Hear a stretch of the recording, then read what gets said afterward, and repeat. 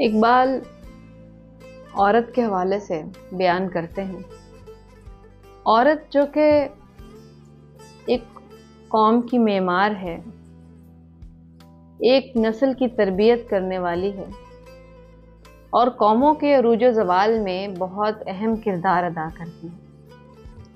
اگر ہم اس کی تعلیم و تربیت سے غافل ہو جاتے ہیں تو سمجھیں کہ ہم نے خود اپنے لیے زوال کا رستہ جو ہے وہ چن لیا ہے۔ عورت اور تعلیم کے عنوان سے اقبال نے ایک نظم کہی، کہتے ہیں تہذیب فرنگی ہے اگر مرگ عمومت، تہذیب فرنگی ہے اگر مرگ عمومت، ہے حضرت انسان کے لیے اس کا ثمر موت۔